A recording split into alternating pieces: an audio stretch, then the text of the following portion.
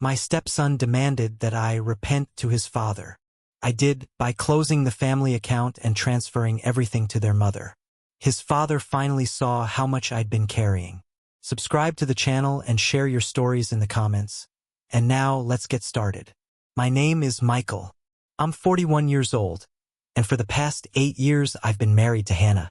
She came into my life with 2 children from her first marriage, Aiden, 17, and Lily, 15. When I proposed to her, I knew I wasn't just marrying a woman. I was stepping into a ready-made family, one that had been broken, patched, and broken again before I arrived. People like to say that marrying someone with kids is an act of courage, that it takes a special kind of man to step into another man's shadow. But I didn't see it that way. I saw 2 kids who needed consistency, a mother who deserved rest, and a home that had been running on fumes for too long. I thought I could bring stability. I thought love was enough. When we married, I didn't just move into their lives. I rebuilt them. I helped Aiden with his math homework when his patience snapped and the numbers blurred. I sat beside Lily on nights when she cried over the friends who froze her out. I fixed the bikes their father left to rust in the garage. I drove them to soccer practice, piano lessons, late-night study groups. I was there for the small things that form the spine of a family. The rides, the meals, the bills quietly paid before anyone noticed. I wanted them to feel safe. I wanted to be part of something whole again. We lived in Austin, in a modest house on the outskirts of the city. I ran a small renovation business. Nothing fancy, just honest work that required more of my hands than my voice. Every nail I drove into a wall, every late-night invoice I sent, was part of a larger dream. That one day, when they were grown, they would look back and see me as the man who never gave up on them. Their father, Nathan, was another story. He was the type of man who arrived with a smile and vanished with the wind. He had the kind of charm that worked best in short doses. Big gestures, grand promises, long absences. He was the weekend hero, the man who made noise for 48 hours and left me to sweep up the silence that followed. He'd show up with tickets to concerts, new shoes, or plans for fishing trips he'd never follow through on. The kids adored him for it. They laughed louder when he was around, their eyes brighter, their voices lighter. Then, when he disappeared, it was me they turned to. I was the one fixing the mess, canceling the trips, covering the expenses, filling the void with quiet effort. I told myself it didn't bother me. I told myself love wasn't a competition. But deep down, I knew I was fighting a ghost. A man who could vanish for months and still win their hearts with a single text message. Sometimes I'd watch Hannah watching him. She'd roll her eyes, call him irresponsible, but there was always something behind that look. Resignation, maybe, or the memory of the man he used to be. She never said it out loud, but I could tell she was still protecting a part of him, if only for the kids' sake. I didn't hold it against her. Love leaves traces, even when it's over. But the children, Aiden and Lily, they didn't protect me the same way. They tolerated me. They accepted what I gave without gratitude, as if my presence were part of the furniture, a convenience rather than a choice. When I'd come home late from work, covered in sawdust and sweat, they'd barely look up from their phones. When I took them out for dinner, they'd text under the table. Still, I kept showing up, because that's what fathers do. On weekends, I'd mow the lawn while Aiden slept in. I'd fix the leak in Lily's bathroom while she played music too loud to hear me knocking. I'd sit beside Hannah at the kitchen table, both of us pretending everything was fine while the air between us grew colder each year. The truth is, I believed effort could fix anything. I believed that if I worked hard enough, paid enough, stayed patient long enough, I could earn my place in their story. I thought one day Aiden might call me Dad without hesitation. I thought Lily might ask me for advice, not just a ride. But love built on performance always has an expiration date. There were moments, small, almost invisible ones, that revealed the cracks. When Aiden's friends came over, he'd introduce me as my mom's husband. When Lily's school held parent conferences, she'd correct teachers who called me her father. "That's Michael," she'd say, her voice polite but sharp. I laughed it off each time, but the sting stayed. Every correction was a reminder that I was still on the outside, no matter how much I gave. Hannah noticed. Of course she did. But she would always smooth things over, her tone gentle, dismissive. "They're teenagers," she'd say. "They don't mean it." But they did mean it. Children are honest when they're cruel. Still, I told myself it would pass. I told myself they were confused, loyal to a father who had long since stopped earning their loyalty. I convinced myself I was building a legacy that would one day be seen for what it was, devotion without blood. There were good days too, the rare, golden kind that make the struggle feel worth it. Like the evening Aiden and I fixed his old truck together, the one Nathan had promised to repair for years and never did. We worked until midnight, our hands black with grease, our voices blending with the hum of the engine when it finally roared to life. He smiled then, genuinely, and said, "Thanks, Michael. Not Dad." But close enough to make my chest tighten. Or the night Lily got her acceptance letter to the music camp she'd been dreaming about. I was the first one she told. She ran down the stairs holding the envelope, her face lit with joy. She hugged me without hesitation. I held her too tightly, afraid the moment would slip away. Those were the nights I believed it was working. The nights that convinced me my sacrifices were building something solid. I didn't realize they were only moments, fleeting illusions between storms. Nathan's shadow lingered, even when he wasn't there. When he called, everything else stopped. Aiden would rush upstairs, voice lowered, laughter spilling through the cracks in his door. Lily's eyes would shine in ways they never did for me. Hannah would say, "It's good for them to talk to their father," as though that justified everything. I'd listen from the kitchen, pretending not to hear, pretending it didn't hollow me out a little more each time. Sometimes Nathan would come by to pick them up for the weekend. He'd park his glossy truck in the driveway, music blaring, confidence radiating like perfume. The kids would bolt out the door before I could say goodbye. Hannah would stand beside me on the porch, arms crossed, watching them drive away with that same look, half worry, half longing. When they came back, they were always different. Restless, critical, distant. Aiden would make comments about money, how Nathan was doing really well, how he might help out with college someday. Lily would compare my old Ford to Nathan's new truck, laughing like it was harmless.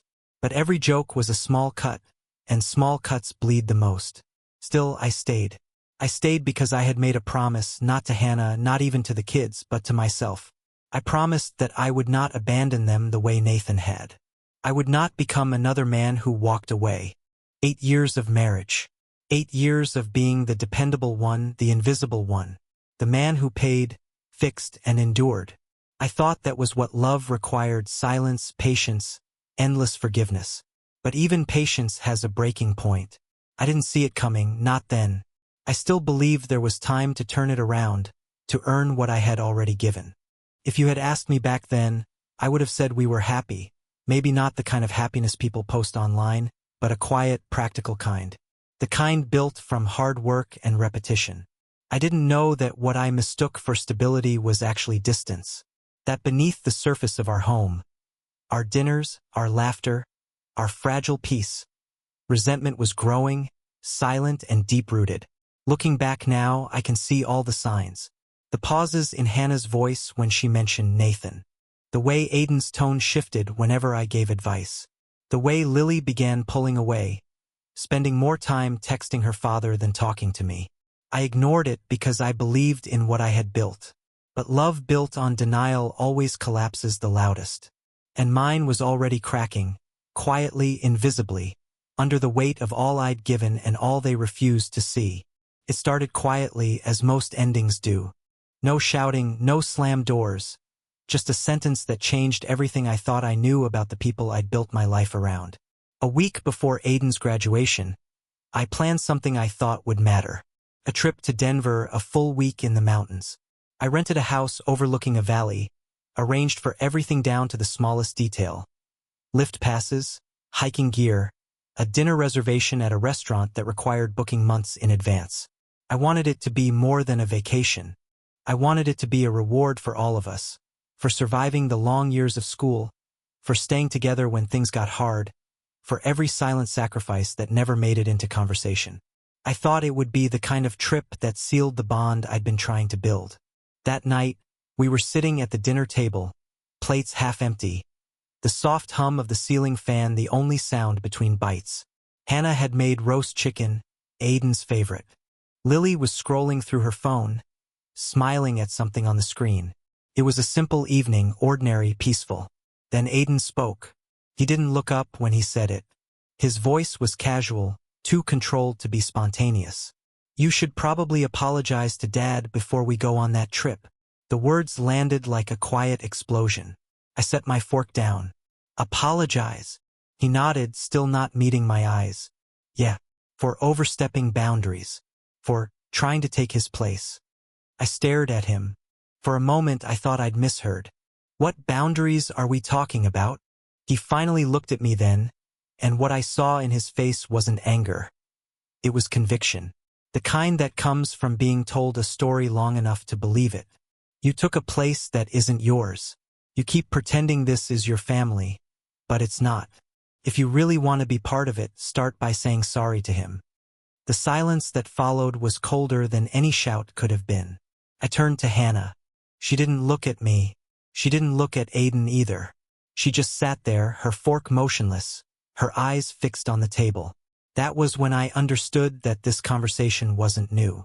It had been rehearsed, whispered in the safety of rooms where I wasn't invited. Lily froze, sensing the tension, but said nothing.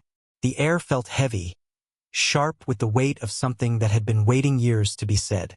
I wanted to believe it was a teenage outburst, some emotional stumble he'd regret in the morning. But Hannah's silence turned that hope into dust.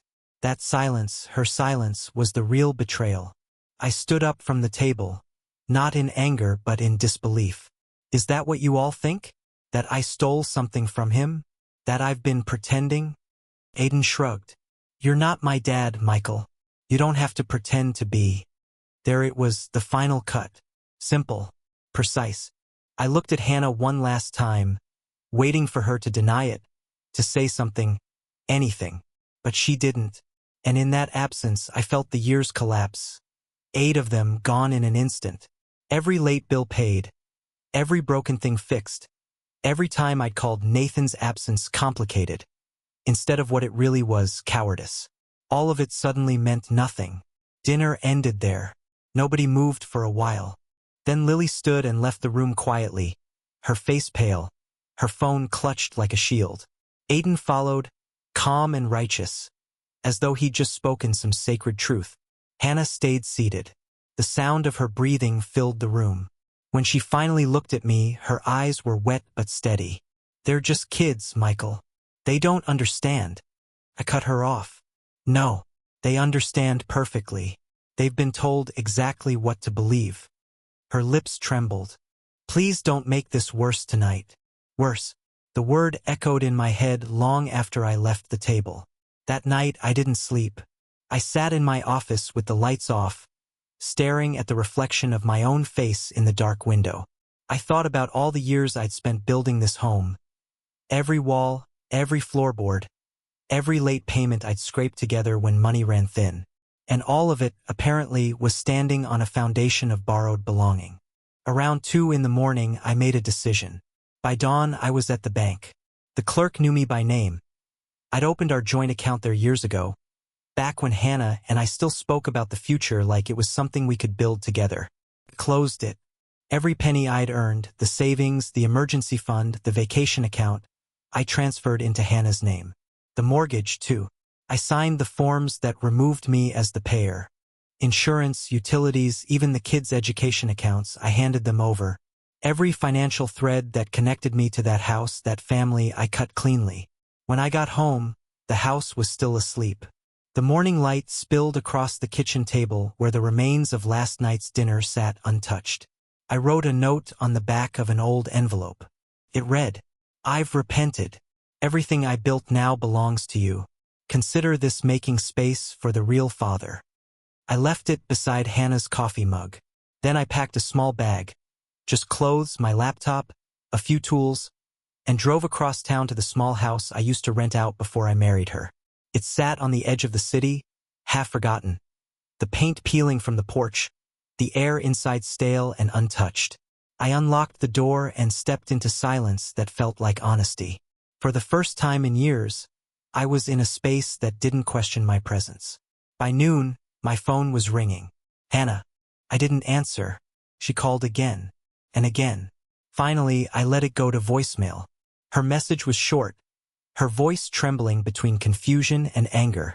Michael, what did you do? What does this mean? The kids are scared. Please call me back. Scared. That word should have softened me. Didn't. Because fear, unlike love, is a teacher. That evening, she came to the house. She stood on the porch for a long time before knocking. When I opened the door, she looked smaller somehow, deflated. She didn't shout, didn't accuse. She just said, "They didn't mean it. They were angry. You can't just walk away." I stepped aside, but she didn't come in. "I didn't walk away," I said. "I just stopped standing where I wasn't wanted." Her eyes filled again. "Michael, they're kids. They don't understand what you've done for them." "Exactly," I said quietly. "They don't. And they won't. Because you never made them see it." She took a breath, steadied herself. "We can fix this. Just come home. Please." I shook my head. Home? That wasn't home, Hannah. That was a place where I paid to exist. She didn't have a response. When she left, I sat on the old couch I'd left in the corner years ago and listened to the house settle around me. The air was heavy with dust and quiet, but for the first time in a long time, I didn't feel invisible. The next morning, I turned off my phone.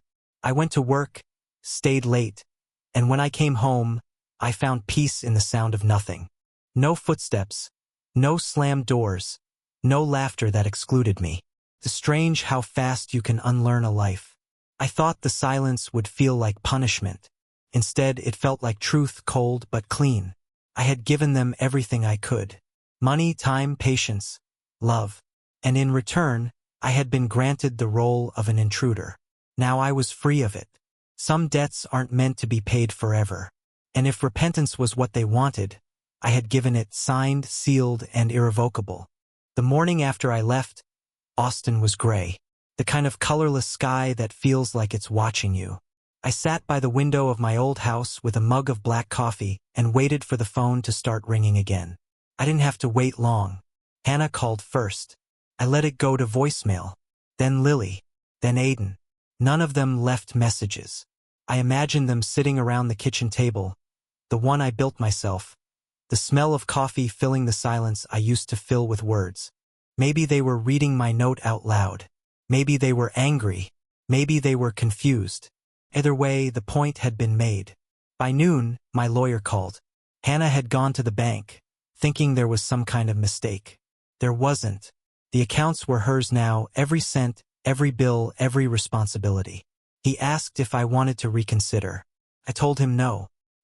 He hesitated before hanging up, as if he couldn't decide whether to pity me or envy my resolve. That first day passed slowly.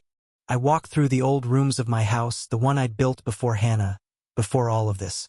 The floors creaked under my steps, dust danced in the light, and the air carried the faint smell of cedar and thyme. It was quiet, too quiet, the kind of silence that feels like a test.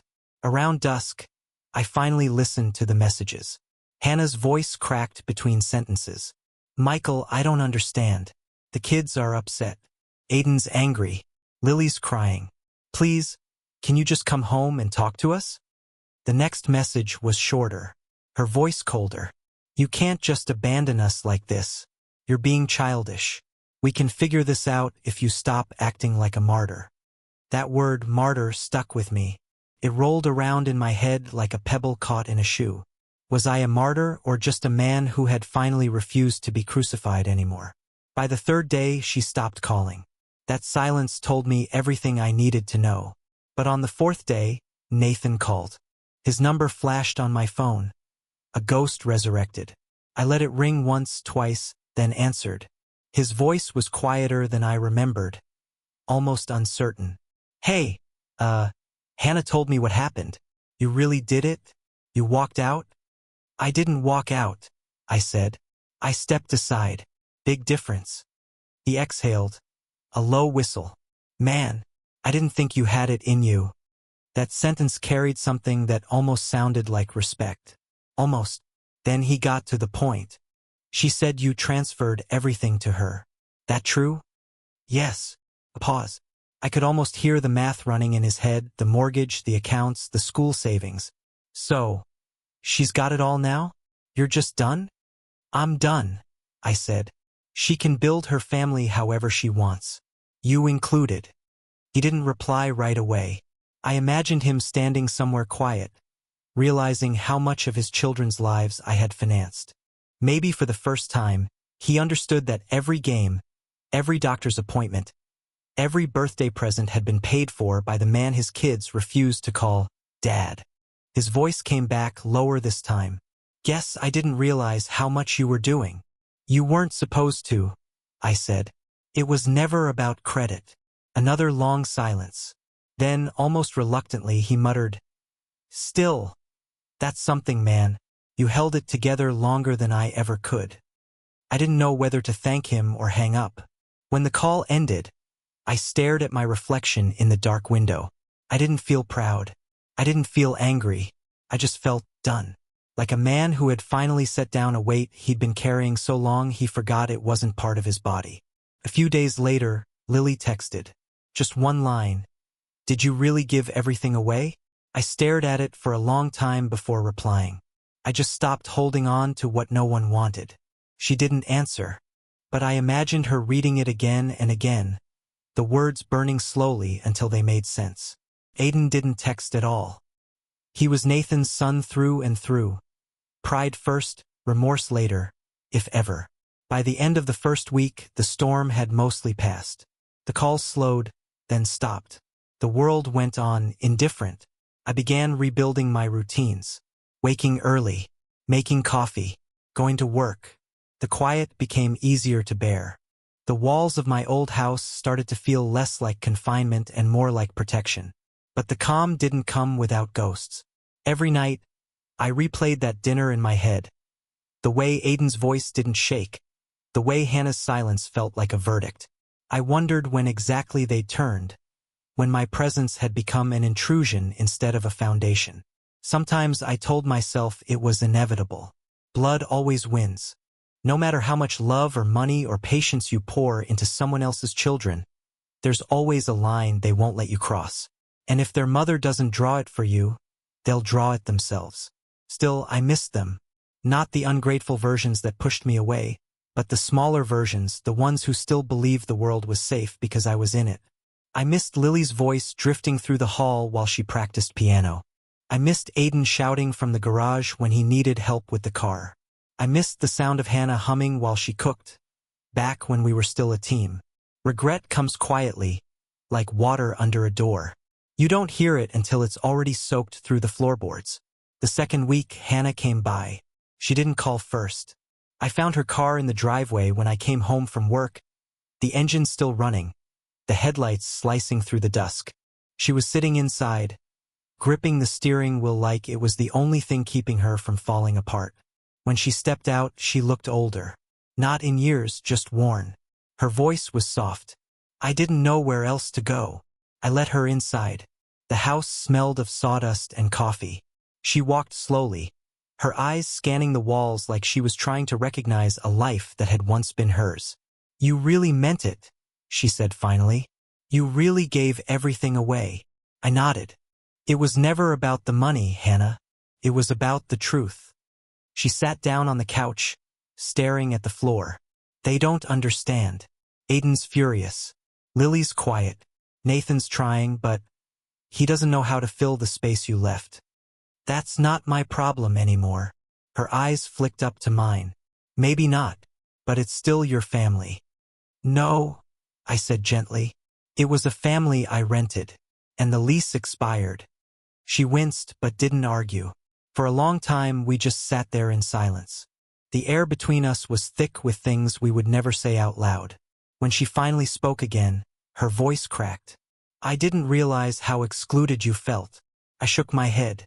I didn't feel excluded, Hannah. I just realized I was never included to begin with. She started to cry then, quietly, without theatrics. I didn't move to comfort her. Couldn't. That part of me had gone numb. After a while, she wiped her face, stood, and looked around one last time. "You were a good man, Michael." "I still am," I said. "Just not yours." She nodded slowly, opened the door, and left without another word. That night, I sat in the silence she left behind and realized that calm isn't peace. It's just the space where the echoes finally die. A month later, I heard from a mutual friend that Aiden had started working part-time to help pay for college. Nathan was contributing too late, but at least he was trying. Lily was seeing a therapist. Hannah was learning to manage the house on her own. For the first time, they were standing on their own feet. And maybe that was the only redemption left in all of this, that my absence had finally forced them to grow. I didn't go back. I didn't check in. I didn't wait for apologies that might never come. Sometimes love isn't about staying. Sometimes it's about walking away so the truth can breathe. And in that quiet house at the edge of Austin, I breathed for the first time in years. 3 months have passed since the night I walked away. The world didn't end. The sky didn't fall. The city kept breathing, traffic still crawled along the highways, and my phone, for the most part, stayed silent. It's strange how quickly people adapt to your absence once they realize you're not coming back. First they call, then they text, then they go quiet. The quiet always comes. It just takes time. The house in Austin still stands. I drive past it sometimes, not out of longing but habit.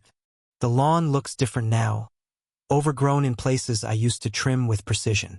The porch light flickers. There's a new car in the driveway, Nathan's old SUV. It always looks out of place, like a ghost parked among the living. I don't stop. I don't wave. I just watch from a distance, long enough to see life moving on without me. Hannah's there sometimes, watering the plants I once bought for her. She's thinner now, slower. Aiden's car is often gone, probably at work or school. Lily's window glows faintly in the evenings. She still leaves her curtains open, just like she used to. I can see the silhouette of her playing guitar, the soft rise and fall of her shoulders as she hums to herself. The song has changed, but the rhythm is the same. Nathan's truck sits in the same spot most nights. He's been showing up more, or so I've heard, paying child support for the first time in years, picking the kids up for dinners, staying longer than he ever did before. The irony isn't lost on me. My absence did what my presence never could. It forced him to be a father. They say every storm leaves something behind when it's gone. Sometimes it's ruin. Sometimes it's clarity. I think mine left both. In the weeks after I left, Hannah tried to reach me a few times. The messages grew shorter each time. First, she begged me to talk. Then she asked if we could meet, for closure. Then, eventually, she stopped asking and simply said, "I hope you're okay." That last message I did answer. I wrote back, "I am." For the first time in a long time, there was no reply. Aiden never called. I expected as much. He was too proud, too certain of his own righteousness. But I know how pride curdles with time. It begins as armor and ends as a wound that never closes. One day, maybe he'll understand what I did, not as revenge but as a mirror. Sometimes people only see their reflection when everything around them is gone. Lily was different. A month ago, she came by unannounced. I heard the knock late one evening, when the sun was bleeding out behind the trees. I opened the door and found her standing there, small and uncertain, clutching a paper bag. Inside were cookies, burned around the edges like the ones she used to make when she was 10. She didn't say much. Just, "I wanted to see how you were." We sat on the porch steps, the air heavy with unspoken things. She told me school was hard, that her mom cried sometimes when she thought no one was watching.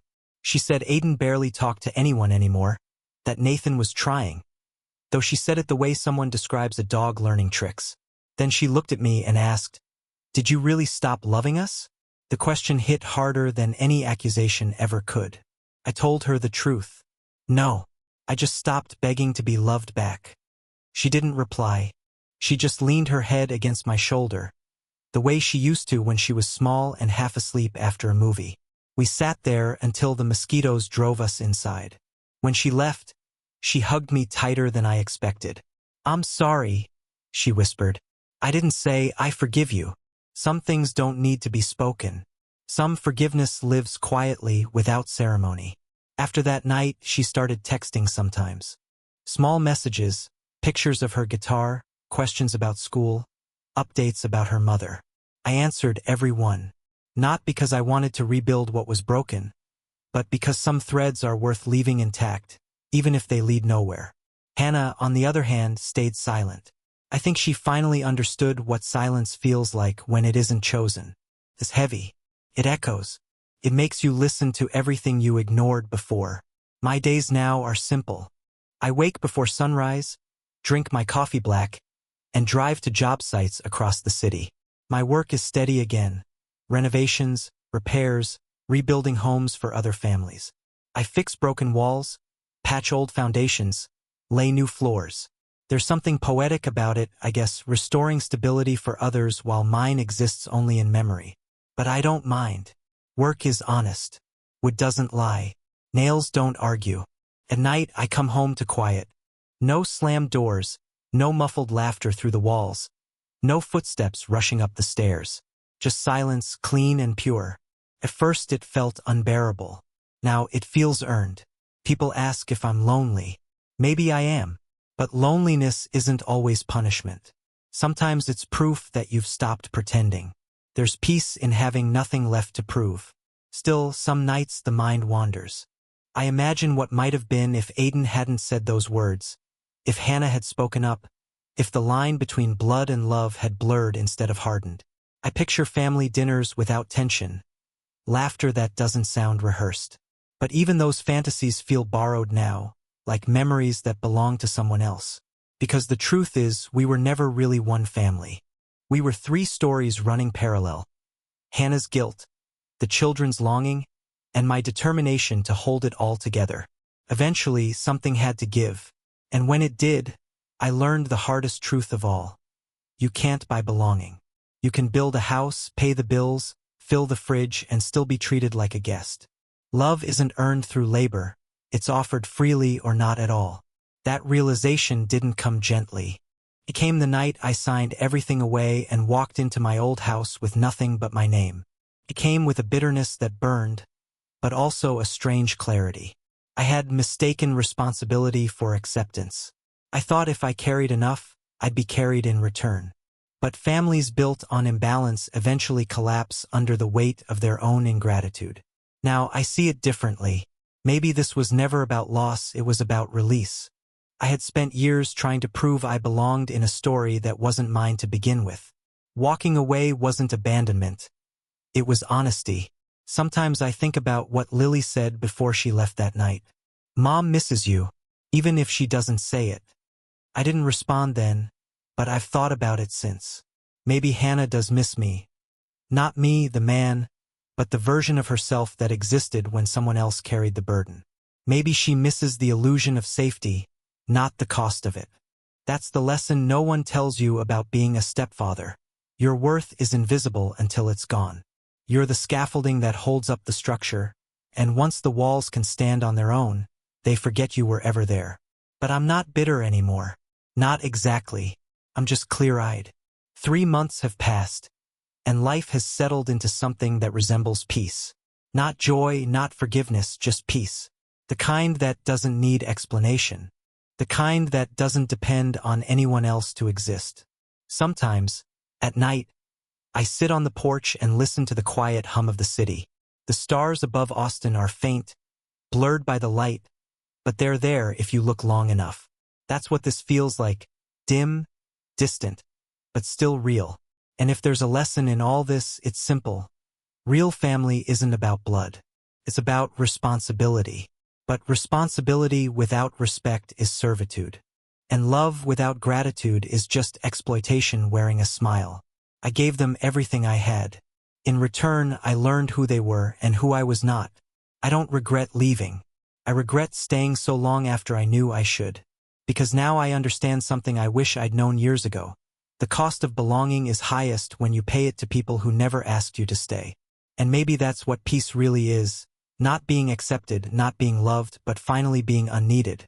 So tell me, was I wrong? Or was this the only way to teach them what it costs to mistake sacrifice for weakness?